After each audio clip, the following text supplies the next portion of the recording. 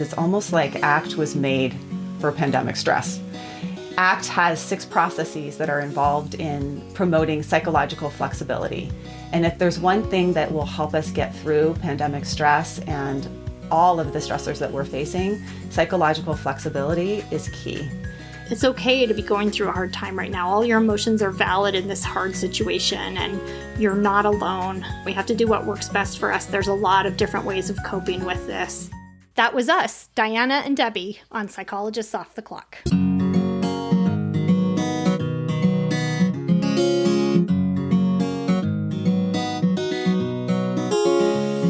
We are 4 clinical psychologists here to bring you cutting-edge and science-based ideas from psychology to help you flourish in your relationships, work, and health. I'm Dr. Debbie Sorensen, practicing in Mile High, Denver, Colorado. I'm Dr. Diana Hill, practicing in Seaside, Santa Barbara, California.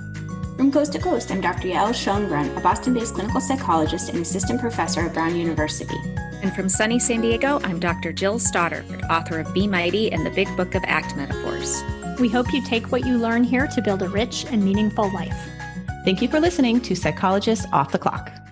Psychologists Off the Clock is happy to be partnering with Dr. Rick Hansen and his 6-week positive neuroplasticity training.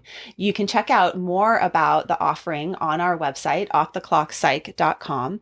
And there we're going to be offering you a $50 off coupon code that you can use to sign up. These powerful methods will be useful to you. And if you're a mental health professional, there's also opportunity to bundle it with his professional course, which is ideal for therapists, coaches, educators, managers, trainers, and healthcare providers. So register now through our website, offtheclockpsych.com. And we'd also like to invite you to a virtual book club with our co-host Jill Stoddard about her book, Be Mighty. That's happening in October.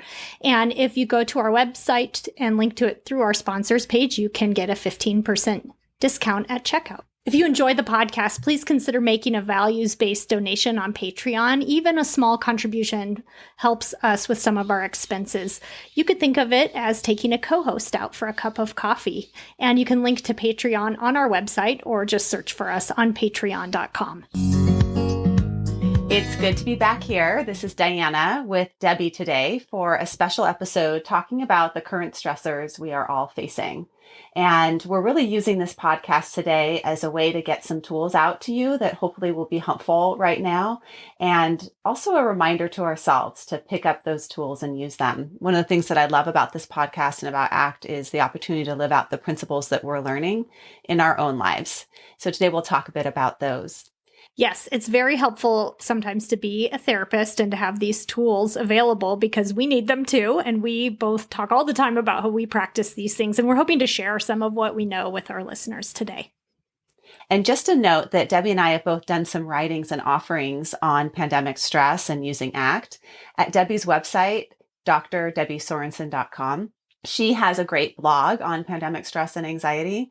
And I also have a fun handout for you in terms of body-based practices that are based in ACT for you to use. And you can get those at my website, which is drdianahill.com.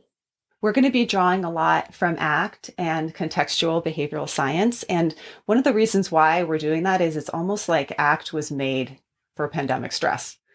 ACT has 6 processes that are involved in promoting psychological flexibility. And if there's one thing that will help us get through pandemic stress and all of the stressors that we're facing, psychological flexibility is key. It's about learning processes that help you navigate uncertainty and painful emotions, how to deal with sticky, nagging thoughts, and also how to address big questions about impermanence and what really matters to you. ACT is also about staying focused on daily, often small actions that line up with what you care most about. So today we're going to break down some of those processes and hopefully you'll find them helpful in your everyday life. Yeah, just about everything in our lives has been completely turned upside down within this past year. If you think about yourself a year ago versus now, so much has changed in every aspect of our day-to-day lives, from how we relate to our neighbors and our friends and family, to how we are doing school and work, to just those little day-to-day things like going to the grocery store and getting our hair cut. And so no wonder, right? What's one of the big things that's been turned upside down or sideways for you? I don't even know where to begin to answer that question. Like my whole day structure, my kids are home. I'm home a lot. I think all the I'm pretty social and I'm kind of a hermit. Not really, but I'm home a lot, and so many things have changed. How about you, Diana? It's funny when you talk about being social and how you miss that. I'm sort of the opposite of I miss my alone time. There's never a time where I go into my house and it's just quiet and there's no one there. There's always a kid. There's always just that, even that 10-minute break between clients where I would just have a breather of no one talking at me. It's become like, Mom, can you play balloon ball? Mom, what's this mean? What are we having for lunch? And so for me, just that quiet space or the time to kind of regroup and feel a little bit more me, I feel like that's gone. And I really miss that. I actually think that one upside of the not having as many social plans is that I'm actually just enjoying more chill time with my family. It's, we talk a lot about how there's just so many emotional ups and downs of this. And there are moments where my family's together and I'm like, this is nice. We don't normally spend this much time together. Yeah, it's a lot of together time. Too much, maybe sometimes. Pros and cons. Get away from me. Yeah. Yeah. So we have the stress of the pandemic that's turned everything upside down, but it's also this experience of, that saying of like, when is the next shoe going to drop? It's like many shoes are being thrown at us at the same time. So the pandemic is on top of ongoing stressors that were pre-existing, but also are really come to the surface right now. So things like systemic racism, police violence and oppression, extreme political division, financial uncertainty and economic inequities, parental burnout, and this collision of work and home and a climate crisis. We're recording at the very weekend. We found out on Friday that Justice Ruth Bader Ginsburg has died. And it just felt like, wait, now this on top of everything else, not just grieving her life and what she's done in her work, but also just the uncertainty around the politics of it, which was already stressing me out. And Diana, I know in California, you have the fires. We have them here too in Colorado. Here in Santa Barbara, that we had some really smoky days. The whole state of California, it's been experiencing smoke. And there was one morning where we ended up having to cancel school for the day. And it becomes like at points where it feels like it's just too much. And I know that a lot of people have experienced that in different ways over the course of this pandemic, times when it feels like it too much, and then times when they come up for air and there's really wonderful things that are happening as well. And moments of hope. I mean, I think it's so up and down. Yeah. Mm-hmm. They say that pandemics like this one lead to what's called a second pandemic, which is the mental health consequences like depression, anxiety, PTSD. And I think we're seeing that now. There's some early research on what people are noticing with the rates of mental health issues and addictions, domestic abuse, all are on the rise right now as this continues to go on in the future and multiple stressors pile up. And really, as therapists, I think we're on the front lines of that aspect of the pandemic. I think that we're seeing how people are struggling in our work. And just a quick shout out to all the therapists who are listening, that this is really important and hard work that we're doing right now. And we are also, meanwhile, going through this. I found the episode with Susan David that Jill did a while back really helpful, because she talked about how as therapists, we are simultaneously processing our own experience of upheaval and the pandemic and all the changes in our lives while our clients are going through it at the same time. And I don't think I've ever quite felt so intimately connected and on the same page with my clients ever. And it's hard. I mean, at times I just want to cry with them, or I just want to say, yeah, I'm feeling exactly the same way. Yeah, I do say that sometimes because I think that I can relate. I was like, yes, I also didn't sleep last night and that kind of thing. Yeah, no, it's true. And I think I'm noticing that there are periods where it almost feels kind of normal, semi-normal in its own special way, and everything feels like it'll be all right. And then there's other periods where it just feels really, really hard and scary. And I think some of our usual outlets for responding to stress aren't as available to us. And so that can make it hard as well. So APA does this annual Stress in America survey that I've talked about in other episodes, but they usually do it annually, and they started doing it monthly this summer, understandably why. And in that survey, they reported that of Americans, that 72% of Americans say that this is the lowest point in history they can remember. Other research has pointed to the prevalence of depression and anxiety is more than 3 times the rate in 2020 than it was in 2019. But at the same time, some of the stats that are coming out are also interesting. From the APA Stress in America study, 82% of parents agree that they're grateful for time at home with their kids. And more than 3 in 5 adults are taking action against racism. And a majority of adults agree that the movement against racism is going to result in meaningful change. So here we are. This is acceptance and commitment therapy in a nutshell, right? That life is and includes pain, distress, uncomfortable emotions, difficult things are part of life. And what are we going to do about that? How do we turn this pain into something that is maybe worthwhile? So we're all stressed and anxious right now. And why wouldn't we be, given the circumstances that we just talked about? We have so much uncertainty right now, so much. And that's really hard for people. And we're also seeing so many financial stressors. A lot of families, disproportionately people of color, are facing job and income and food uncertainty, pay cuts, just not knowing whether people will be able to make their rent, pay their bills. And so some of those extra pleasures of life are also less accessible to people that just make life more enjoyable and fun. In the US, we also have uncertainty about where we're headed with the election. And globally, we're looking at the future of our world with climate change. The stress and uncertainty impacts us in a lot of ways. I am exhausted sometimes. And that's like the number one word I keep hearing from people is people are exhausted. This is so tiring.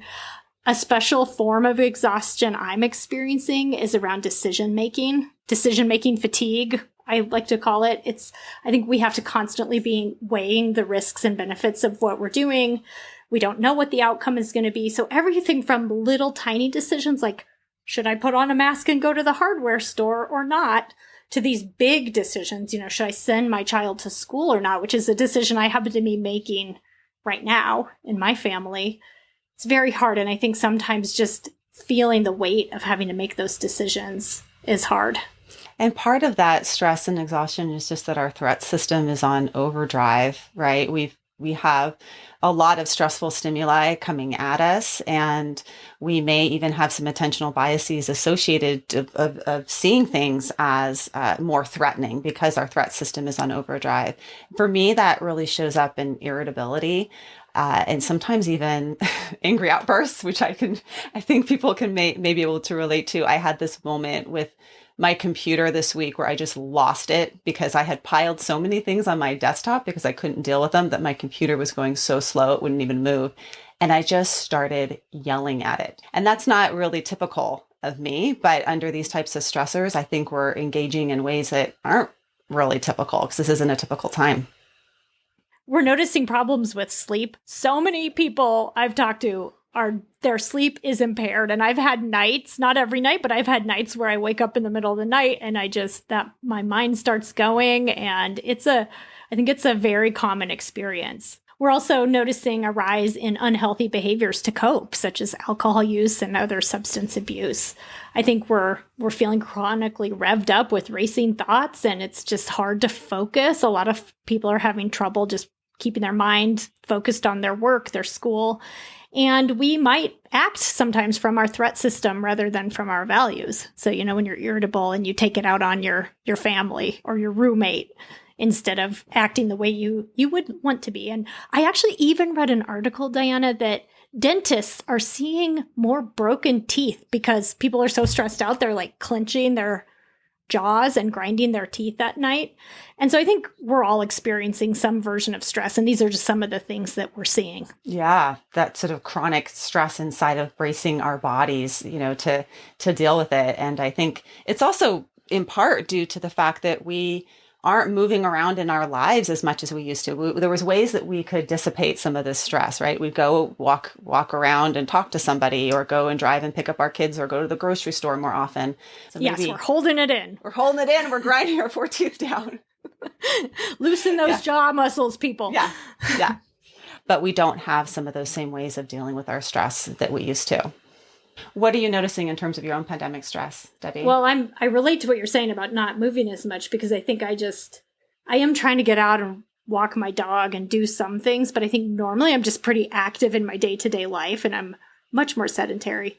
And I think I can relate to pretty much everything on there to some degree. How about you? Yeah, it sort of reminds me of grad school when I would check off everything on the generalized anxiety list. Generalized anxiety disorder. Yep, that's me. That's me. And the context was graduate school, right? So now it's like the context is pandemic. So a lot of these responses are normal human responses to being in a stressful situation. And it's our attempt to respond to threat, right? And keep us safe. And there's actually a lot of good neuroscience in terms of the difference between threat, fear, and anxiety. That our systems have built in a threat detector, right, in our amygdala that protects us, moves away from toxins or danger, and moves towards rewards. And even single cell organisms have threat detection. But what's the nature of the human body and the human brain is that we take threats and we can turn them into fear, which is our interpretation of a real or perceived threat.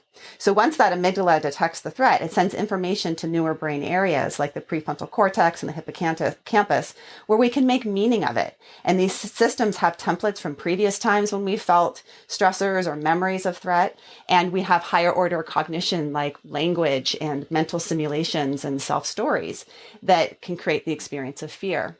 And then once we take fear and we project it into the future, which humans have the capacity to do with language as well, it becomes anxiety. And anxiety can be helpful in the short term in terms of motivating us to prepare to create, safety, do things like make sure that, for our house, we're getting rid of all the things that might catch on fire around our house. We're doing that preparation action because of our anxiety. But long term, it can become quite problematic. Yeah, it's interesting to think about that thing you said about language and the ability to think about the future and create solutions in the context of the pandemic, because the virus, this is abstract for most of us, right? We can't see it. It's tiny. And most of us don't even have a direct experience with having had the virus ourselves, but we're able to still learn about it from other people, talk about it. That anxiety motivates us to take steps to keep us alive, like wearing masks and social distancing. So it's really that ability to problem solve and think it through that is helping us stay safe. And anxiety is motivating us. But at the same time, it can be not so helpful because I sit around, I don't know about you, I check the data all the time about rates of how many people are getting it in my area. I can overthink, I can worry, I can get really trapped in a place where I'm struggling with this experience. So we can start to create problems in our own mind that don't even really exist related to this. So it's a definite double-edged sword. Mm-hmm. This concept of a double-edged sword in language also plays into technology and how we're using a lot more technology currently to communicate. It's probably the primary way of communicating, at least in the US. A lot of our kids are being schooled through technology. And the benefits of technology are really showing up right now during a pandemic, right? We can talk with our loved ones, or we can do telemedicine or teletherapy with our clients and still be in a safe environment. But some of the dark side of technology is that our own language-making brain can also fill in tone or fill in missing information or keep on pressing that feed button over and over again so that we're overstimulating our threat system with images and fear-based information all day long. And so one of the things that we're going to talk about today is how do you make more of a intentional use of some of these tools, even intentional use of your own language in your mind. So what happens when we get anxious or threats are present in this way? We do what humans do and what a lot of organisms do is we try and control the threat or avoid it. And that works really well with things outside of our skin or things outside of ourselves.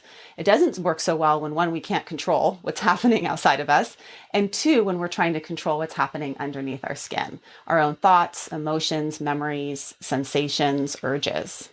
Yeah, and a lot of times I think that we do things to avoid our emotions or avoid our experience. And that can include things like just trying to stay distracted or numbed out. We might try to constantly overthink and try to think our way out of this problem.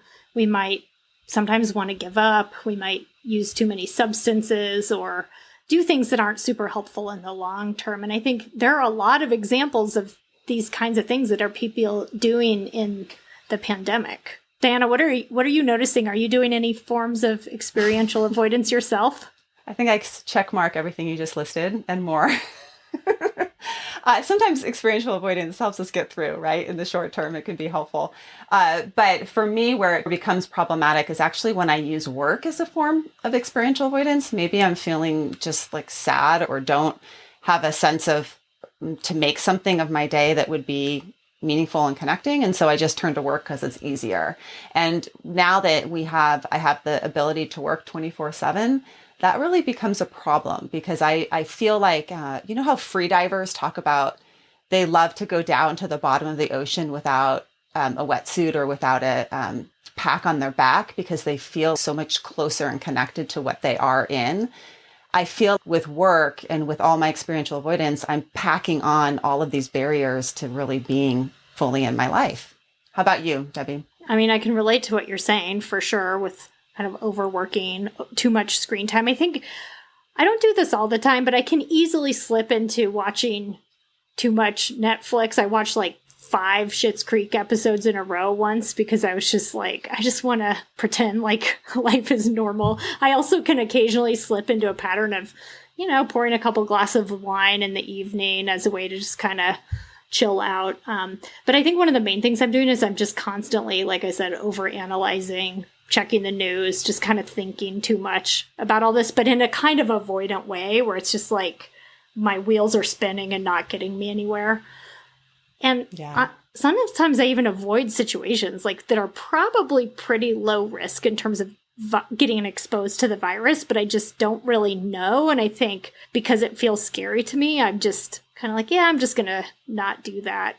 That one's a balancing act, though, I feel like. Yeah, it's tricky. In my practice, I'm actually seeing some subtle beginning signs of a little bit of agoraphobia. I was talking with a client about, you know, encouraging to go out for a hike and how she was really starting to feel like even doing like that, even though it would be safe and she'd wear a mask or would be really distanced from people, that was starting to feel a little bit too much out of her comfort zone. So this nature of we're needing to avoid for some degree to keep us safe, and yet avoidance can lead to a narrowing of life. And that's where experiential avoidance, sort of that fine line between, is this experiential avoidance pulling us away from our valued actions?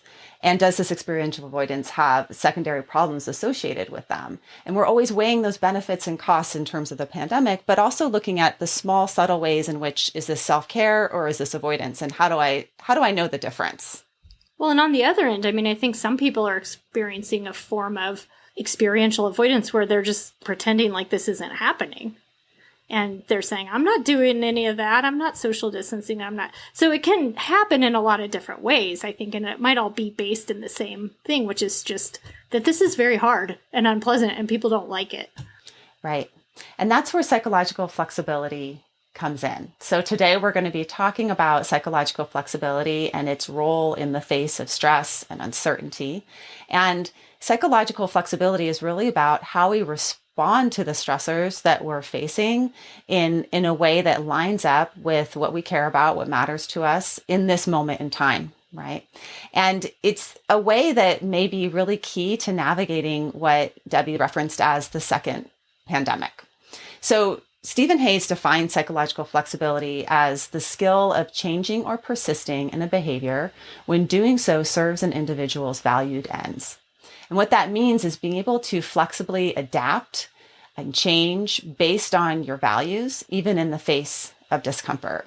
And there's been a number of studies that have shown that psychological flexibility is really not only key to mental health and one of the biggest predictors over time of well-being, but it's also key in navigating stressors that are out of our control, like things like chronic pain, anxious thoughts, loss, grief, cancer.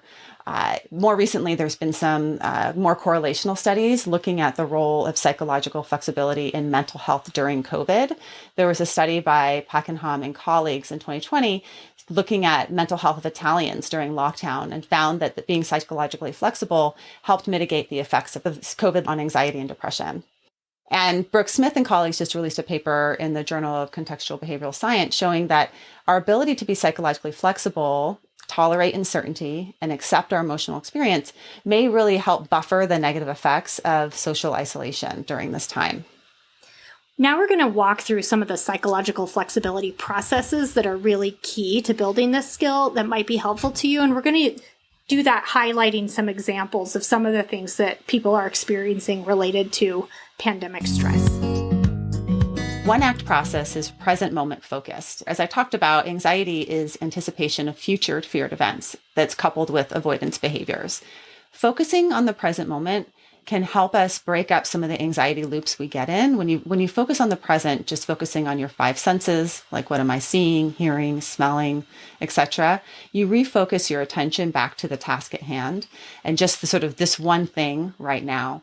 It also allows you to see more clearly, because when we're off in this future forecasting or ruminating about the past, we're not as much in the here and the now, what's happening right here, right now in front of our eyes. Yeah, and we often, when we look at this moment right here and now, it's like, I'm okay right now, and that can be really centering to just remind ourselves of that. I'm okay in this moment. Another process is acceptance and commitment therapy. It's a big one.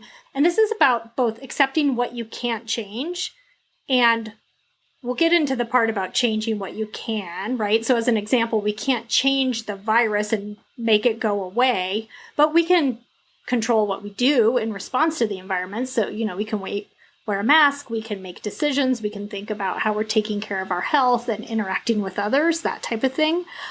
But acceptance also means more than that. It also means accepting all of the hard emotions that you might be experiencing, the sadness, the anger, the fear, whatever it might be. I think if we acknowledge that these emotions are a very normal human reaction to a really stressful situation, we can be freed up to just allow them to come and go. And it can actually help us if we just let ourselves feel our feelings when they arise, and then we can move forward. And I think, as we just talked about earlier, it's when we get into a struggle or try to avoid our emotions that things just get worse. This is certainly the case. They've done a lot of research on things like craving, right? Like knowing that the craving will rise up, it'll plateau, it'll come back down. The same is true of our difficult, painful emotions. We've all experienced that. There's times where we feel like this is really intense, and then times where we can find some peace in it all. And so acceptance loosens up our struggle so that we can take our energy and our focus and put it where it really matters, instead of fighting what's happening in our bodies or inside. Another word that I think is helpful to use if acceptance doesn't fit for you is just the word curious. Sometimes curious is easier to think about or to embrace than acceptance. Like I'm just curious about what this sensation is I'm feeling, or I'm curious about my emotions, or I'm even just curious what will happen next. Being open and allowing rather than resisting what is. We have a few pandemic related areas we're seeing where emotional acceptance can be really useful: grief and moral distress. So let's just talk for a moment about grief. I think we're seeing with this pandemic that people are experiencing loss, both sometimes directly if they lose someone that they care about from COVID, or if they're around people who have been impacted in that way. But we're also noticing non-bereavement loss. So, for instance, that trip you were supposed to take, or some activities, even small ones that you normally enjoy, the graduation ceremony that got canceled, those types of things are also experienced as a loss. Are there things that you're experiencing as a loss in the midst of this? Yeah, I think there's loss around seeing people, my loved ones that don't live in my town or in our state, and plans that we had for the summer to spend time with them. And loss for my kids, because so much changes in a year, right? And if they're not seeing their grandparents in that, physical way, so much will have changed by the time maybe they can. So I think there's loss around relationships and the time going by, and how this time would have been different if we weren't in this situation. How about for you, Debbie? The kid one is huge. One of my daughters finished preschool and started elementary school, and there's all these rituals that happen, and we didn't get to do them, or they were all altered. And I think I just miss things being normal. I miss doing day-to-day things with people I care about.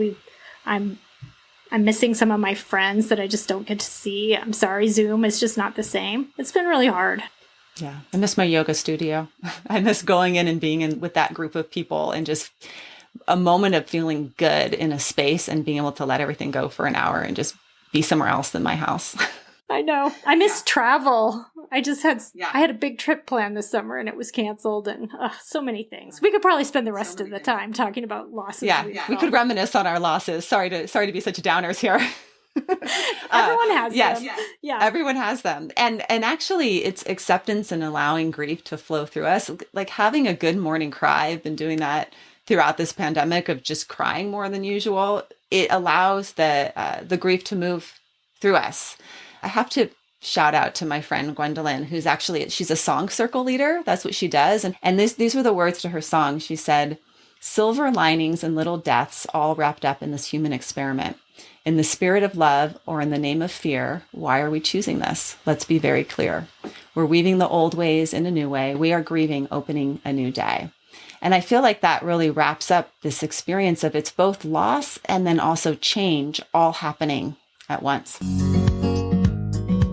We're also seeing a lot of moral distress and guilt around some of this. It's really interesting. I think you think of maybe the doctor who has to make a decision about a patient, and that's a really obvious and extreme form of moral injury or moral distress. But we're also seeing it in smaller ways. So, for instance, you believe that it's a good idea to wear a mask, but you don't. Or you might face the consequence of a decision that you made and just feel terrible about it. So an example, I know someone who tested positive, and when I called her to check in, the first thing she said to me was not about herself. It was that she felt so terrible because she had been around family members without realizing that she had the virus and she might have spread it to them. And I think sometimes we're making decisions based on the best of information we have available, but we still might end up in a place where we feel like we made the wrong one.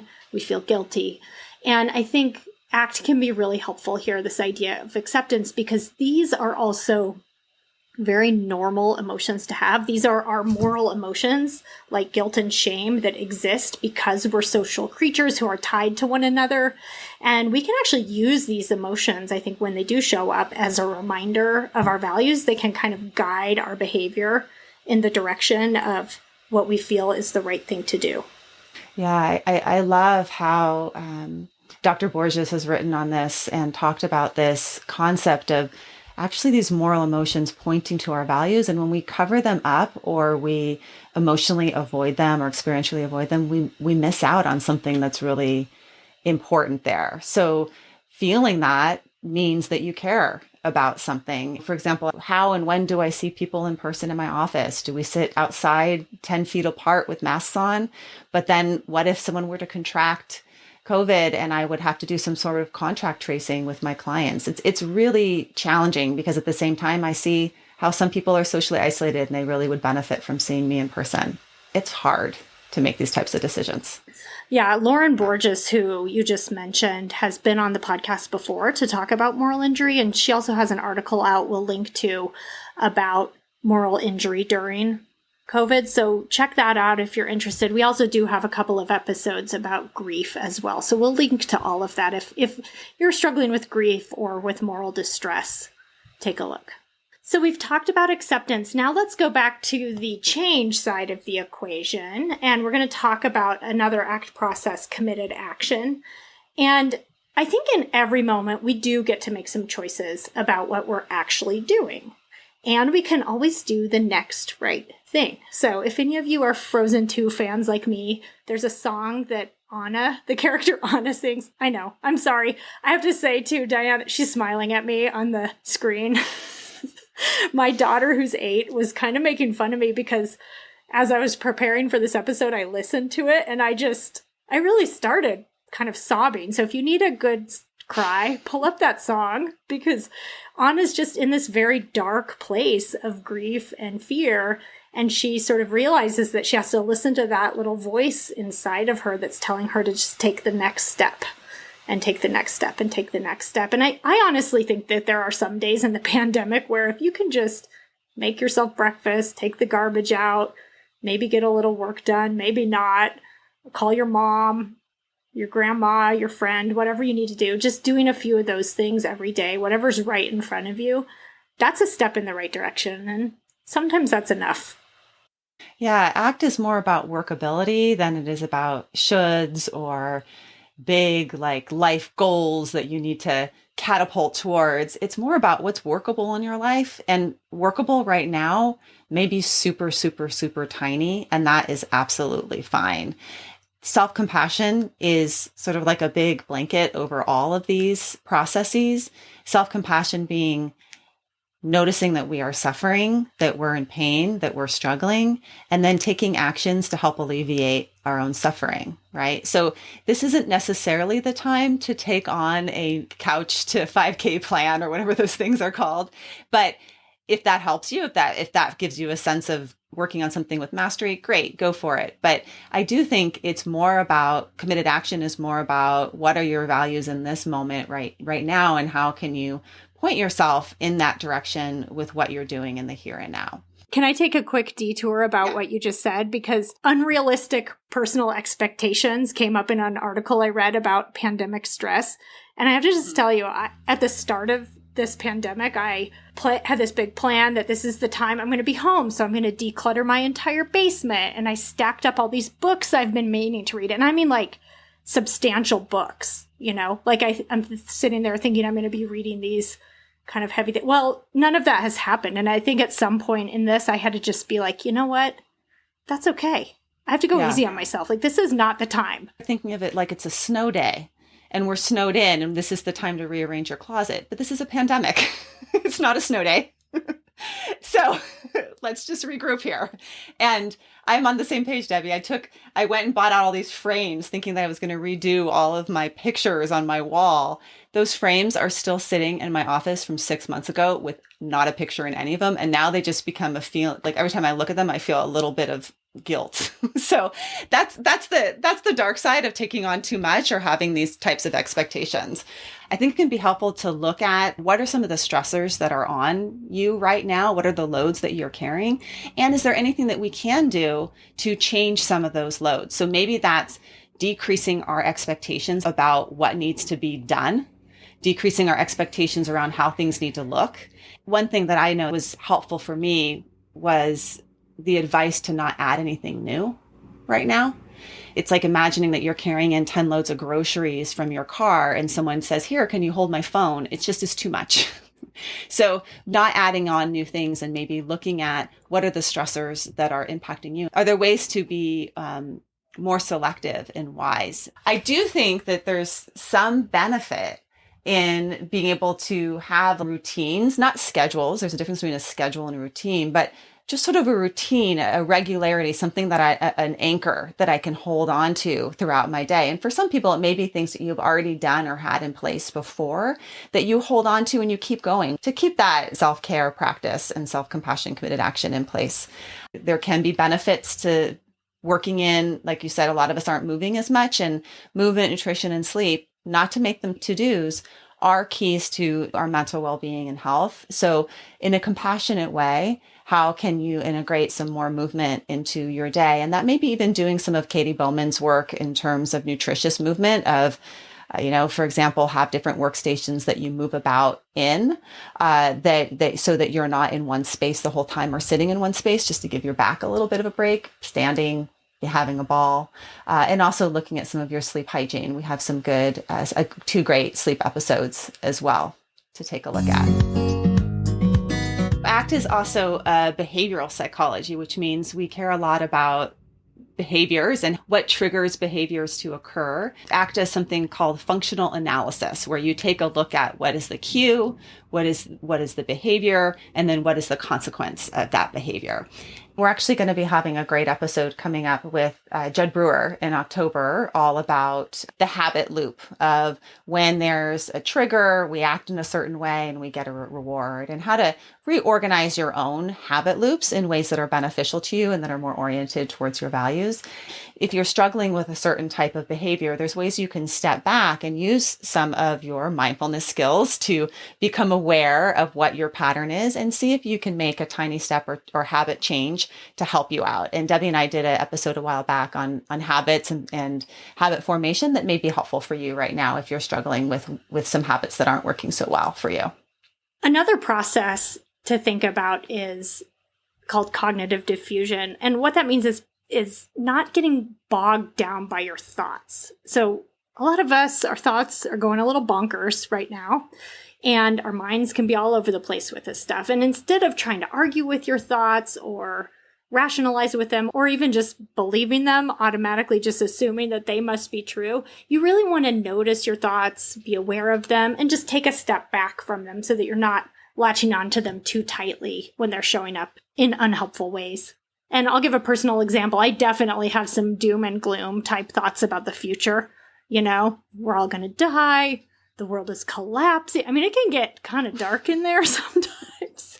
And I think this happens especially at 2 a.m. when something wakes me up, and then, you know, I just go there. And I think there's not much you can do to really just totally stop that. But what you can do is to notice those thoughts, just realizing I'm worried, I'm stressed. That's what my mind is doing. I don't know the future. I can just kind of take a step back from it and watch those thoughts from a different perspective. So I see them for what they are instead of just assuming that that's the truth and we're all doomed. Yeah.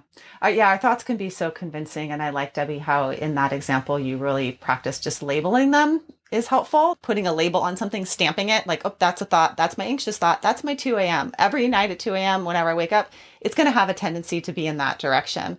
And just being able to identify it for what it is, give it a label, give it a name, gives us a little bit more wiggle room to see them more clearly or choose whether or not we want to listen to them. You know, it's when I actually said it out loud and labeled them as doom and gloom, it actually sounds like almost a little ridiculous, which is funny because at 2 a.m., that's not how it feels.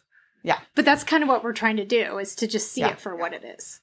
I love Benji Schoendorf. I did a workshop with him at ACBS WorldCon, and he has this great line of when we're stuck and when we get hooked. So he talks about sometimes our thoughts can be like hooks that, as you're a fish swimming down a stream, you get hooked and it pulls you in a different direction than the direction you want to be going. And he said, it's just helpful just to say your name. This is Diana.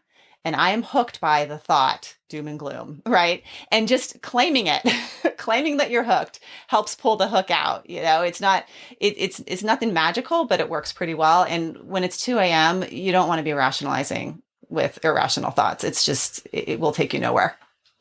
So the fifth process that is so helpful right now is values. And a lot of the feelings, like we said before, that we're having, whether they're moral dilemmas or it's our anxiety, are like flares that are sending out a message to what we care about, what feels threatened to us. It wouldn't feel so scary if we didn't care so much, or if things didn't matter so much to us. Things like the fires and climate change feel scary because our environment matters to us. Having a safe place to live, having a stable climate is important. So one thing that we can do when we're noticing our strong emotions is be able to look what's underneath them and see them as our values. Yeah, I think one area where this is coming up a lot right now is related to existential concerns that people are having about, what's the point of all this? Fear of our own death, just feeling like life is short and there's going to be loss. And I think that's very present for me right now. And not just in that doom and gloom way, but much more of this thought around, I'm not going to be here forever. My parents aren't going to be here forever. All the people I love aren't. And I think it's easy sometimes to pretend like that's not the case. But in the middle of a pandemic, we're pretty aware of that. And I do think that when we have existential thoughts and when we're in contact with the fact that we're going to die someday, it also, like you said, it points toward what matters to us. And it gives us the sense that, as Robin Walzer said on an episode about this with us a couple months back, she said that the clock is ticking and that we only have so much time left. So what can I do in this time that's really important to me? It's interesting because many Buddhists actually practice on death meditation or impermanence meditation purposefully. Before the pandemic, they were already focusing on this as a means to point you towards being very much here in the present moment, and even taking refuge in the fact that this is impermanent. So just as the things that we love, where we know that we will lose, the things that we struggle with will also change over time. So impermanence is the one guarantee, and it points us to committed action in the here and now.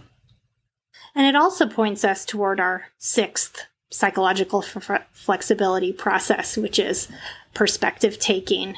We sometimes get really caught up in our own stuff, right? Like our own problems, our own day-to-day concerns. And perspective taking is a way to just zoom out and look at the big picture of our lives. And if you think about all the ups and downs you've had over the course of your life and the ups and downs that are ahead, this is a pretty big down for most of us right now. It can be helpful to remember, though, that, you have a whole life and it's a mixed bag. And also you can remember there's a little bit of a common humanity in just remembering that most humans have suffered in various ways, whether it was a war, a pandemic, a personal loss, just the struggle to kind of make it through the day. And so there's almost a sense that we're united in that. And why should we be immune from that struggle and that suffering? And I think taking a look at it in the big context of that sometimes can be helpful when I'm so caught up in my own problems and how this is impacting me, is just taking a step back and looking at how it's impacting all of us and putting it in context. Yeah, I think that all of us have experienced times, maybe even just our own lifespan, looking back, of times that were really hard. And they may have been prolonged times when we've lost someone, times when we've gone through maybe having a newborn or an illness or a job change. And even zooming out and seeing how we got through those times and the strength and outgrowth that came from those times can be helpful. That's sort of this concept of post-traumatic growth that Debbie, you and I did an episode on. Actually, when I was evacuated from fires 2 years ago, we did an episode while I was evacuated on post-traumatic growth, right? So this is the scope of our lives. And zooming out even further, one of the things that I really valued from the conversation that I had with Psychology of Radical Healing Collective is the use of looking at our ancestors and what they've been through. And in particular, for people of color, seeing the strength and the resilience of your ancestors, what they have overcome, can give a sense of radical hope, right? So I think that is a really powerful zoom out perspective taking tool, as well as perspective taking in terms of getting behind the eyes of another. So as we talked about self-compassion earlier, there's another component, which is compassion for other, and taking the perspective of other people that are struggling, and how can I offer care and compassion and support to those that are struggling, and connect with them. Yeah, so that could mean all kinds of things. If you have the time and resources, it could be volunteering, maybe working for the election if you're worried about politics, could mean donating time or money to the food banks if you're worried about the economic impact of this. It could also mean just small compassionate act towards the people that you see in your life, or the people that you can reach out to in your life who are also suffering. And I think while we're talking about compassion, we should also talk about loneliness and social disconnection. That's really a big issue for a lot of folks right now. I think that this is really impacting people a lot. And especially, I think, for people who are dating is really tough right now. If you're looking for a relationship, it's always hard, but I think there's some extra challenges at the moment. People who are living alone, and then also older adults, people who are retired, so they might not have the day-to-day structure of work, or young kids. And so I think that really building social connection in whatever way works for you is really important. And that can mean a lot of different things for different people, because I think some people want different types of social connection, right? So for some people, they might need to be out and about doing things, but for other people, it might just having like one or two people they can really confide in. And there's a lot of different things that you can do, even in a pandemic, to try to reach out and get support. And one of the main things I think is, if you are finding that you're really struggling right now, is talking to someone about it, just not being alone with that. I think it's hard, Debbie, because there's sort of two main things that you talk about when somebody's depressed and struggling. One is behavioral activation, engaging in positive, pleasant events on a regular basis, right? Getting yourself out in the world and doing things. And the second is social connection. And if we're feeling depressed and we're feeling lonely, how do we have the energy to go out and do the hard work of making connections, right? That's not an easy thing. And in particular right now, it's an even harder thing. And I think that is where, again, going back to technology can be helpful, finding a common interest, or even taking a class. There's a ton of online workshops, classes. For example, the Rick Hansen program, he even offers a free meditation on a weekly basis, where after the meditation, he has small breakout groups that people can just meet other people and talk about their experience with it. I think things like that can be small doors that we can walk through to not only just engage in connection, but have it be meaningful connection where we can talk about our vulnerabilities and our shared experience. I have a list right here because there's an article about promoting social connections among older adults because I think they're at higher risk. And so therefore they're doing more social distancing. And this list has all kinds of things, including writing emails or letters, taking care of pets, connecting with people over phone or videos, looking at photographs to remind yourselves of memories, calling a support line, and then even things that remind you of your connection with nature or a higher power or our shared humanity, like getting fresh air, making art, listening to music, watching birds, looking at flowers. We'll link to this article online, but I think that there can be so many ways of doing that. And you're right, it's hard sometimes when you're down, but I think that it doesn't necessarily mean you have to go out and socialize with a big group. It can be all these different things.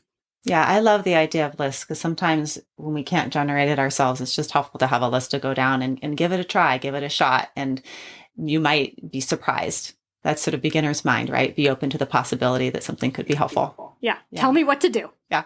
So that was our list of the psychological flexibility processes. And now we're going to talk about a few strategies for the specific situations of family stress and working from home. I think what's interesting is that these 6 core psychological flexibility processes are really showing up more and more in terms of when people are researching about a number of different things that could be helpful in our day-to-day lives, like parenting and work. There was a recent study that came out by Jennifer Dax and colleagues that looked at the family systems model and psychological flexibility during the pandemic. So the family systems model being that as a family, we all interact with and impact each other. And there can be some spillover effects that happen when we experience stressors. So for example, if I get really stressed and I get really rigid and controlling, it's going to impact how I parent. It's going to impact my partner. It's going to impact our whole family system. And what they found in that study was that our ability to be flexible, to allow difficult feelings to pass versus being rigid predicts our effectiveness as parents and as well as the outcome for our kids during a stressful time like COVID. Thinking about psychological flexibility as not only benefiting you, but benefiting the whole system that you're interacting within. And part of that is using acceptance skills that we just talked about. Part of that is also thinking, how can I get more flexible in my thinking, more adaptable, less rigid, and less rule governed in my behavior? And for those of you who are parents who are having a tough time with the kids right now because it's so intense, go back and check out some of our recent episodes. We've done several that are designed specifically for parents who are burnt out and stressed right now. So check those out if that would be helpful. So there's a lot that we're adjusting to right now in terms of working from home, how we're going to manage our time more effectively because everything has just been kind of all grouped into this one big space of work and home and laundry and eating. And how can we both, on the one hand, be flexible and not rigid and have to have it be a certain way, while also being able to create sort of healthy containers and expectations for ourselves that make it so that we can be more effective and focused at our work. Debbie, you did an excellent, you and I did it, but you were sort of taking the lead on an excellent episode a while back on focus and attention that I would highly recommend if people are struggling with working from home. Just some really small strategies that we could do that could be helpful. Yeah, I think we talked earlier about how sometimes in a stressful situation like this, it's very hard to focus. And I have heard that from a lot of people, just the ability to sit down and do your schoolwork or focus on your job is really hard right now. I think one of the things that can be helpful is to just carve out some focused time when maybe you're not trying to do the laundry and make a snack and get distracted by your phone, and to just really carve out these brief periods of time, maybe half an hour, 45 minutes, because I do think that at the moment, it's hard to concentrate if you try to do it too long, and also if you're trying to multitask all day. So check out that episode. Being aware of multitasking and basically what that attentional residue factor that is every time you're switching from one task to another, your attention is sort of still left on the old task. So it is helpful to try and focus on one thing at a time, even if it's for a short period of time, and carve out space for yourself. It may mean that you're doing, less work and maybe less in terms of a parent or sitting down with your kids with their work. But again, reminding ourselves this isn't a snow day, it's a pandemic. So be easy on yourself. Yeah. It's also really important, I think, to make time for social connection with coworkers, because one of the meaningful and important aspects of work that we sometimes overlook a little bit is just having people around us that we work with and collaborate with, and having that, break room chat and the support of people. And I think sometimes in this remote working era, people will want to just log on to Zoom, have their meeting, and then go about their day. But actually making time to connect with coworkers can actually help make your work life more fulfilling, even in this strange circumstance we're in. Yeah, that's such an important prelude to our work conversation, is just that chatty time or that check-in time that, again, there's this awkward Zoom etiquette that we're all trying to figure out, where in the beginning, we're not even acknowledging each other. We're just figuring out our microphones and our, sound.